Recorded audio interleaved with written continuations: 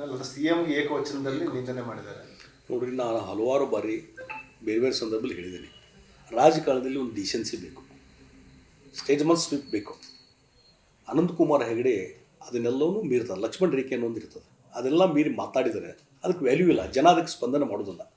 ಮತ್ತು ಒಂದು CM ಹುದ್ದೆ ಸಂವಿಧಾನಾತ್ಮಕವಾದಂಥ ಹುದ್ದೆ, ಪ್ರೈಮ್ ಮಿನಿಸ್ಟರ್ ಹುದ್ದೆ ಸಂವಿಧಾನಾತ್ಮಕ ಹುದ್ದೆ.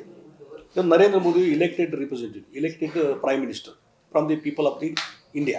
Siddaramaiah is elected CM of the Karnataka people.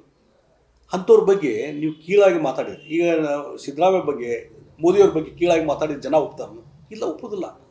ಅದಕ್ಕೆ ನಾನು ಕೇಳ್ತಿದ್ದೀನಿ, ಅನಂತಕುಮಾರ್ ಹೆಗಡೆಯವರು ಕಳೆದ 4-5 ವರ್ಷದಿಂದ ಎಲ್ಲಿದ್ದರು ಅಂತ ನಾನು ಕೇಳ್ತಿದ್ದೀನಿ. ಚುನಾವಣೆ ಇನ್ನೊಂದು 3 ತಿಂಗಳು ಬಂದ ಲೋಕಸಭಾ ಎಲೆಕ್ಷನ್, ಮತ್ತು ಹಿಂದೂ ಮುಸ್ಲಿಂ ಇವೆಲ್ಲ ಸ್ಟಾರ್ಟ್ ಆಗಿದೆ. ಅಲ್ಲಿ ಕಾರವಾರ ಜನನೂ ಬಹುಶಃ ಈ ಸಲ ಅರ್ಥ ಮಾಡ್ಕೊತಾರೆ ಅಂತ ನಾನು ತಿಳ್ಕೊಂಡಿದ್ದೀನಿ. ಯಾಕೆ ಹೀಗಾಗಿ ಈ ರೀತಿಯಾದ ಇಂಡಿಸೆಂಟ್ ಸ್ಟೇಟ್ಮೆಂಟ್ಸ್ಗಳನ್ನು ಜನ ಒಪ್ಪೋದಿಲ್ಲ, ರಿಕಗ್ನೈಸ್ ಮಾಡೋದಿಲ್ಲ. ಮುಂದೆ ಅದಕ್ಕೆ ಯಾವ ರೀತಿ ಪಾಠ ಕಲಿಸ್ಬೇಕು ಕಲಿಸ್ತಾರೆ ಅಷ್ಟೇ. ಎಲೆಕ್ಷನ್ ಬಂದ ಕೂಡಲೇ ಆ್ಯಕ್ಟಿವ್ ಆಗಿಬಿಟ್ರೆ ಹೆಗಡೆ ಅಂತ ನೋಡಿರಿ, ಇತ್ತೀಚೆಗೆ ಅಸೆಂಬ್ಲಿ ಇಲೆಕ್ಷನ್ದಲ್ಲಿ ನರೇಂದ್ರ ಮೋದಿಯವರು ಪ್ರೈಮ್ ಮಿನಿಸ್ಟ್ರು ಅಲ್ಲಿ ಭಾರತೀಯ ಜನತಾ ಪಾರ್ಟಿ ಪಬ್ಲಿಕ್ ಮೀಟಿಂಗ್ ಮಾಡಿದರು, ಕಾರವಾರದಲ್ಲಿನೋ ಸಿರ್ಸಿಯಲ್ಲಿ. ಆ ಪಬ್ಲಿಕ್ ಮೀಟಿಂಗಲ್ಲಿ, ಇಲೆಕ್ಷನ್ ಕ್ಯಾಂಪೇನ್ದಲ್ಲಿ ಅನಂತಕುಮಾರ್ ಹೆಗಡೆ ಇರಲೇ ಇಲ್ಲ. ಇದಕ್ಕೇನು ಅವರೇ ಭಾರತೀಯ ಜನತಾ ಪಾರ್ಟಿ ಉತ್ತರ ಕೊಡಬೇಕು ಇದಕ್ಕೆ. ಸರ್, ಇನ್ನೊಂದು ಮಾಹಿತಿ ಬಂದಿದೆ, ತಮಗೊಂದು BJP ಅವರು ಮತ್ತು ಘರ್ ವಾಪಸ್ಸಿಗೆ ಬಿಗ್ ಆಫರ್ ಕೊಡ್ತಾ ಇದ್ದಾರೆ. ಬಟ್ ಒಂದು ನಾನು ಹೇಳ್ತೀನಿ, ಅಲ್ಲಿ ಭಾರತೀಯ ಜನತಾ ಪಾರ್ಟಿಲಿ ನಾನು ಬಿಟ್ಟು ಹೋದ್ಮೇಲೆ ಮೊನ್ನೆ ಒಂದು ಇಂಟರ್ವ್ಯೂದಲ್ಲಿ ಹೇಳಿದ್ದೀನಿ, ಅಲ್ಲಿದ್ದಂಥ ಕಾರ್ಯಕರ್ತರ ಮನಸ್ಸಲ್ಲಿರ್ಬೋದು, XML ಇರ್ಬೋದು, MLA ಗಳಿರ್ಬೋದು, ಪ್ರಮುಖರಲ್ಲಿ ಆ ಭಾವನೆ ಇದೆ, ಶೆಟ್ಟರಿಗೆ ಅನ್ಯಾಯ ಆತಪ್ಪ, ಅವ್ರು ಬಿಟ್ಟು ಹೋಗಿದ್ದರು, ಇದರಿಂದ ಸಮಸ್ಯೆ ಆಗಿದೆ ಅನ್ನುವಂಥ ಮನಸ್ಸಿನಲ್ಲಿದೆ.